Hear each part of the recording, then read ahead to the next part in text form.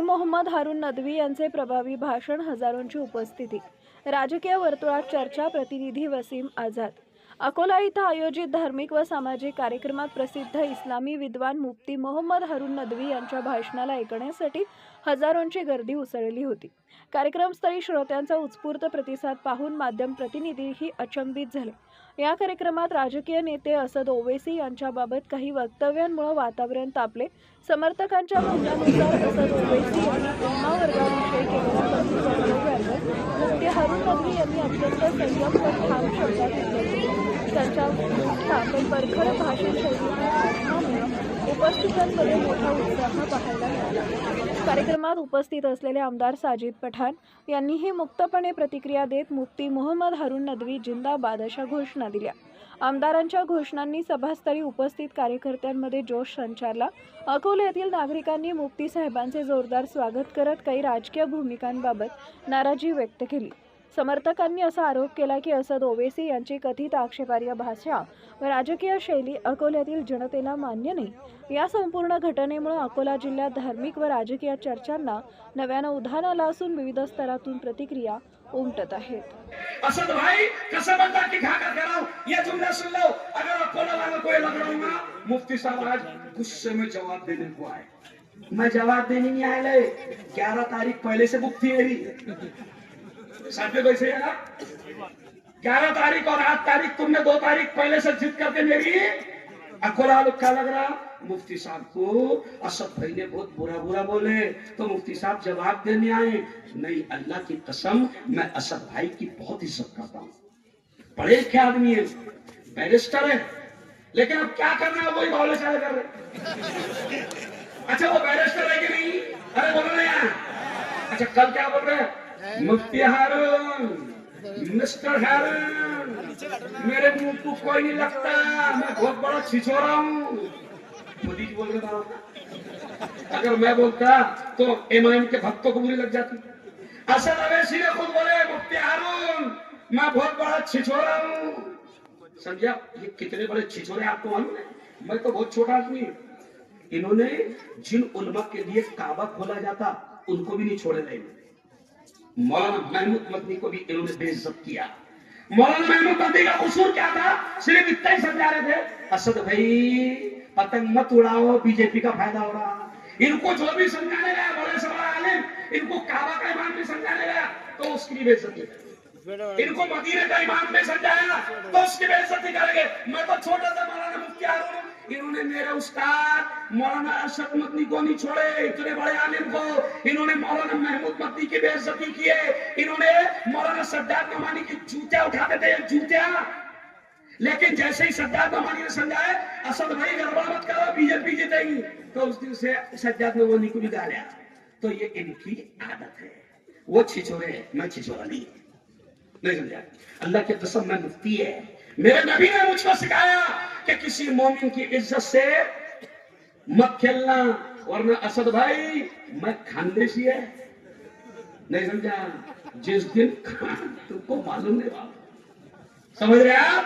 जिस दिन मैं बोलना शुरू करूंगा ना तो शेरवानी की चिंध्या चिंध्या हो जाएगी. लेकिन नहीं बोलूंगा क्योंकि मैं मुफ्ती है, मैं बैरिस्टर नहीं है. मैं आपको बैरिस्टर, मैं आपको पढ़ा लिखा इंसान समझता था. और आखिरी जुमला सुनो असद भाई, मैं तुम्हारा शुभ चिंतक हूं. मैं चाहता हूं कि तुम्हारी आखिरत बर्बाद ना हो. असद भाई तुम उलमा की बेइज्जती कर रहे. मेरे नबी ने क्या कहा उलमा के बारे में? अल उलमा वरसतुल अंबिया. मेरे नबी ने फरमाया आलिम नबी का वारिस होता है, उसको जलील मत करना. अगर तुमने उलमा की बेइज्जती की असद भाई तो तुम्हारा पंगा नबी से होगा. अगर तुमने उलमा की बेइज्जती की तो तुम्हारा पंगा अल्लाह से होगा. और अल्लाह से पंगे में कानून नहीं टिका.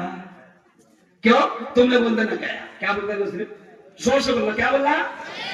गया. नमरूद आया. जोर से मजमानी. नमरूद आया, गया. शद्दाद आया, गया. कानून आया, गया. हमान आया, गया. फिरौन आया, गया. मोदी आया, पतंग भी आई.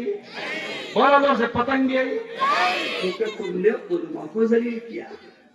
तुमने उलमा को जलील किया, इसलिए मैं आपसे कहता हूं कि ये अच्छा कल उन्होंने झूठ बहुत बोले, तुमने लिख के दे रहे चलनी है बाबा। ये कल उन्होंने क्या बोले, ओ मुफ्ती हारून, वो तुम्हारे शहर का आसिफ 20 साल तक जेल में रहा, तुमने क्या करे उसके बारे में? एक्चुअल में असद भाई की गलती नहीं है, वो जो नीचे उनको बावले लिख के दे रहे थे उनकी गलती नहीं है। ये जो अपने बावले थे, वो बावलों ने मेरे बारे में मालूम तो कर लिया पहले। अरे असद भाई तुम पागल बन गए इन बावलों के चक्कर में। जाओ असद भाई, ये जो आसिफ 20 साल तक जेल में बंद था, जाओ आसिफ से पूछो, लाए मेरे को भाई क्या बोल रहे यार? ये रे फोटो का छोड़ दे, फोटो देखो मेरा, मैं वीडियो वालों को दूंगा। आसिफ 20 साल जेल में रहा, आसिफ के बच्चों को कुरान मुफ्ती हारून ने पढ़ाया, आसिफ के बेटे का निकाह मुफ्ती हारून ने पढ़ाया। और जमीयत उलमा का मैं सदर हूं, जमीयत उलमा का सदर हूं। पूरे मुल्क में जमीयत उलमा बेकसूर मुसलमानों के केस लड़ती है, जिनको फांसी की सजा होती है, जमीयत उलमा उनकी फांसी बचाती है। ये आसिफ को भी फांसी की सजा हो गई थी, जमीयत उलमा ने करोड़ों रुपए खर्च किया 20 साल तक और आसिफ को जेल से छुड़ाया। फोटो देख लेना, आसिफ जेल से आया तो सबसे पहले मुफ्ती हारून का शुक्रिया अदा करने के लिए आया। अरे असद भाई बावले बाता मत करो ना बाबा, क्यों जवान को मनवन करने लगा है? अच्छा इलेक्शन में मैं क्यों नहीं बोल रहा, सुन लो, ये चाल थी असद भाई। देखो सुनो सुनो कि मुसलमान लड़े, मुफ्ती आए और कल मेरी उधड़े, और फिर बीजेपी को मजा आ रहा। असद भाई मैं बावला नहीं है, तुम्हारा काम है मुसलमानों को आपस में लड़ाना, तुम्हारी पार्टी का नाम है इत्तेहादुल मुस्लिमीन। अरे तुम तो जा रहे वहां इंतशारुल मुस्लिमीन हो रहा, मुसलमान आपस में, अरे बोलो फिर जा रहे। मैं आपसे कहता असद भाई, आपके अब्बा ने नाम रखे, अच्छा मेरे को क्या करे, मुफ्ती हारून तुम्हारी पहली माशूका समाजवादी थी, नहीं समझा?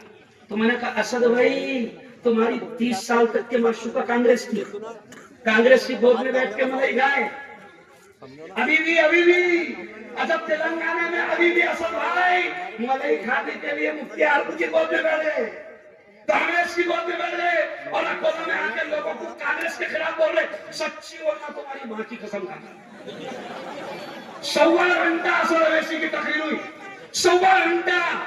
भाजपा पर 2 मिनट बोले और कांग्रेस पर 50 मिनट बोले। और कमाल की बात है, मेरे को अकोला वाले पहचानते नहीं साथ असद भाई मैं हैदराबाद आऊंगा मिठाई का डब्बा लेकर, क्योंकि तुमने 30 मिनट मेरे बारे में बोले तो आज इतनी पब्लिक में को सुनने आ गई, नहीं तो 8 तारीख को आके जाए तो किसको पता भी नहीं था। असद भाई का शुक्रिया, असद भाई ने मेरे टीआरपी बोला बढ़ा दी। असद भाई इलेक्शन में तुम चाहते हो कि मुसलमान लड़े, लड़ने नहीं देंगे हम। ये साजिद पठान वो है, ये साजिद पठान वो है कि जो जिसको अभी आपने मुझसे सुना कि हिंदू भाइयों ने 25,000 वोट दिया, वो है साजिद पठान।